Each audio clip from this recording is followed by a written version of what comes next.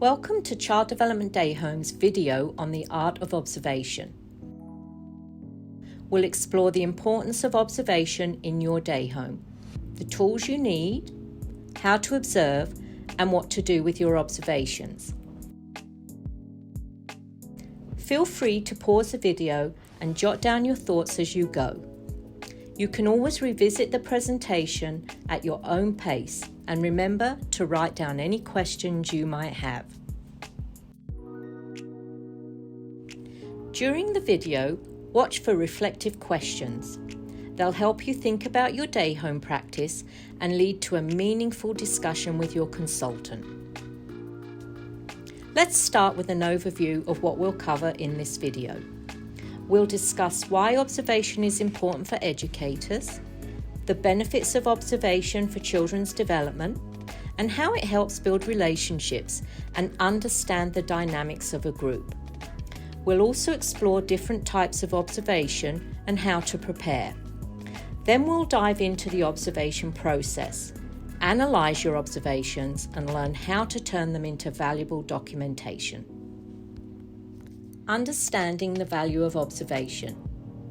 So why is observation such a valuable skill for educators?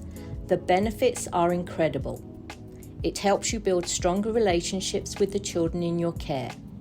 By observing, you get to know what interests them and what they're working on. You can understand the dynamics within the group and who likes to play with whom. Moreover, observation reveals the child's strengths and abilities. It also helps you assess the environment, like where they play and what materials they don't use, which can help improve their surroundings. Questions to think about. What insights can be gained from observing a child's growth and their surroundings? Let's explore this with an example. Grab your pen and paper and write down your observations on the following video. Did you see? Ladybug. Ladybug, see? They're so cute. It looks like my sister wants one. Oh, your sister wants one? Yeah, ladybug.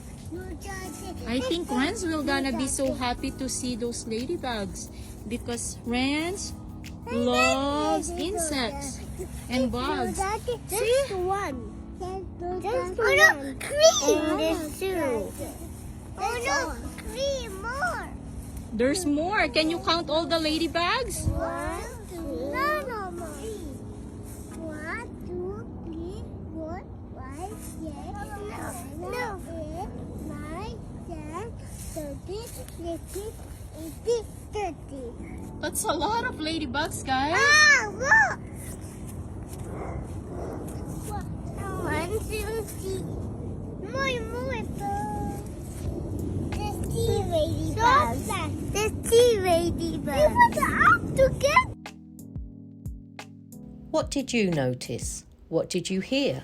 What captured your attention? Here's what I noticed. I noticed that one of the children wanted to take a ladybug for his sister.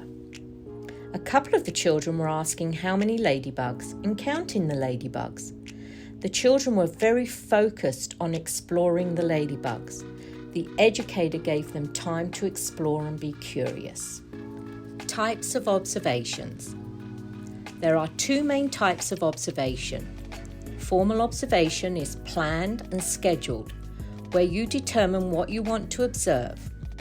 Informal observation, on the other hand, involves noticing things in the moment, often during your regular interactions with the children.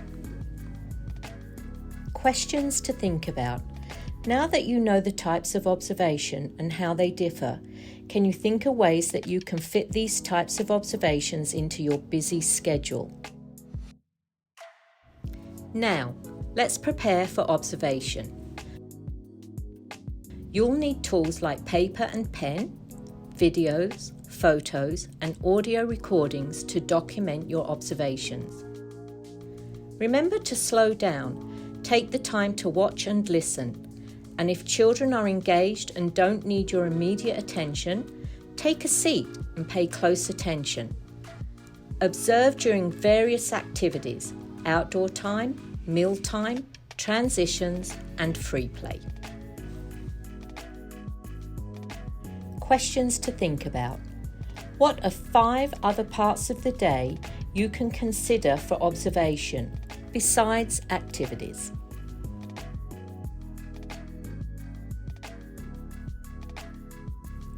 The observation process. So how do you observe?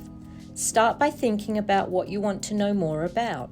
Choose where to observe and decide how you will record your observations. Don't forget to insert I wonder questions into your observation to further enrich your documentation. One good practice is to hang signs of I wonder questions on your wall to remind you. Here's 3 examples of questions you can ask yourself. What do you see? What do you think about what you saw? What do you wonder?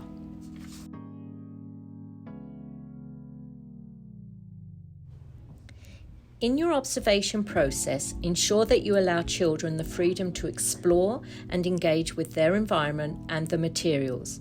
By giving them space to explore, play and interact naturally, we gain unique insights into their development and individual personalities. This unstructured interaction fosters genuine moments of learning and self-expression, helping us better understand and support each child's growth and well-being. Analysing observations. After your observation, it's essential to reflect and identify patterns and trends. Recognise developmental milestones, assess individual needs and interests, and document your observations accurately. This will help you look back through your observations, organise your thoughts, and identify what you've learned and what you want to know more about. You can also use resources like the Flight Book to help with language and understanding dispositions. Watch the video again and write down your thoughts about what you noticed. Did you see it? Ladybug. Ladybug, see? They're so cute. It looks like my sister wants one. Oh, your sister wants one? Yeah, ladybug. I think Renz will gonna be so happy to see those ladybugs because Renz loves insects and bugs. There's one. Oh no, cream in this too. Oh no, cream more. There's more. Can you count all the ladybugs? 1, 2, no more. 1, 2, 3, 4, 5, 6, 7, 8, 9, 10, 13, 14, 15, 30.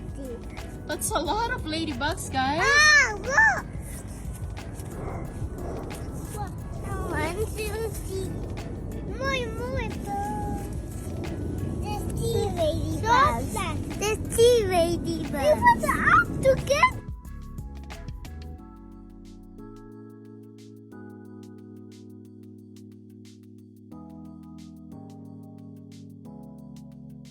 Here are my thoughts.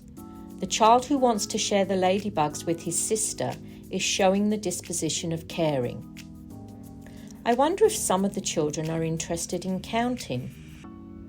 I'm wondering why the children are so interested in the ladybugs. And did the educator notice the ladybugs or the children? Observation to documentation. Now, what should you do with your observations? Turn them into documentation. Document your observations in your preferred format, whether it's through platforms like StoryPark, story templates, or written notes. Include photos, videos, or audio to enrich your documentation.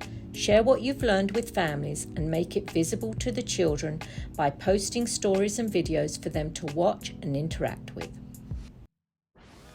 Now that you have observed and reflected on the example video, it's time to take what you've gathered and turn it into documentation. Be sure to include your own thoughts and questions. One of my questions is, I'm curious what the children already know about ladybugs, or what more they would like to know. I could gather this information by asking questions.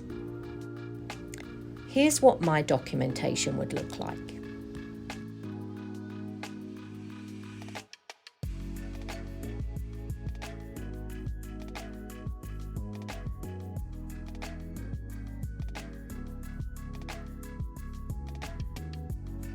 Here is Antoinette's documentation. She is the educator who made the video.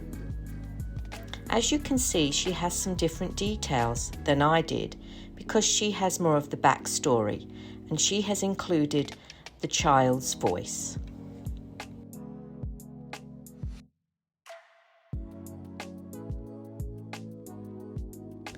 Many educators have found success through observation and documentation.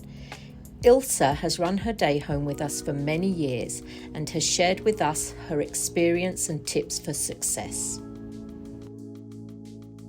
Observing and documenting as an educator has been a helpful practice. I observe because it helps in 3 major areas. 1, it aids in planning learning experiences according to the children's current interests. This helps to really extend their learning and further explore their curiosity. 2, I observe because it helps build stronger connections with both the children and their families. By observing, I'm getting to know the child and can better connect with them and their families. 3, lastly, I observe because it helps children feel a sense of belonging. Through observation, I can gather insight on what can help a child feel that their interests and curiosities are respected and supported. There are many ways that I put observation into practice, but here are my top 10 tips. 1, I observe throughout the day, not just during planned learning experiences, but also during free play. I pay close attention to how the children play, what they play with, and the conversations that they have with each other. 2, I aim to observe whenever I have a spare moment, whether it's during the day or in bits and pieces. This is because I understand that as a caregiver, evenings and weekends can get busy, so I try to make the process consistent and as manageable as possible. 3, I engage the children in open-ended conversations and ask questions to stimulate their thinking and curiosity. 4, I maintain dialogue with parents, whether it's during pickup time or through platforms like StoryPark or via text messages. I inquire about their thoughts and experiences at home. This is so I can ensure that our observations and conversations are aligned. 5, occasionally I use a notebook to jot down quick observations or things I've heard the children say. This is helpful as I can use it to look back at my notes for when I do have the time to go over them. 6, I utilize StoryPark as it's an incredible resource that allows me to add photos and a brief description of what I observe. I often add more detailed notes during quiet moments or when the children are napping. 7, I remind myself that my documentation doesn't have to be lengthy. It typically includes a few photos, what I observed, and what the children were saying, and my reflections on what they might be learning or trying to learn. I also consider how I can further support their interests and learning. 8, I use these observations to plan future learning experiences that are based on their interests. I document how these experiences relate to previous observations and how they align with our current plans. 9, I embrace the fact that I don't always have all the answers. I see myself as a co-creator and a co-learner alongside the children. If their reactions differ from what I expected, it's part of the learning process and it helps me grow as a reflective educator. And lastly, 10, I understand that learning can be an ebb and a flow. Some interests may persist for months, while others may change in a few days. I adapt and scaffold their learning, sometimes intertwining different interests to keep the journey engaging and dynamic. Thank you, Ilse. Thank you for sharing your tips and insight. In conclusion, we've covered the importance of observation in your day home, tools you need, how to observe effectively, and what to do with your observations. Remember, the key is to slow down and truly watch and listen to the children in your care. Your observations are invaluable for their development and well-being. If you're looking for additional resources to expand your knowledge, please consider the following. Thank you for joining us in this educational journey. We hope you now have a better understanding of the power of observation in early childhood education. Don't forget, take your time, practice, and keep asking questions. Your commitment to observation will benefit both you and the children you care for.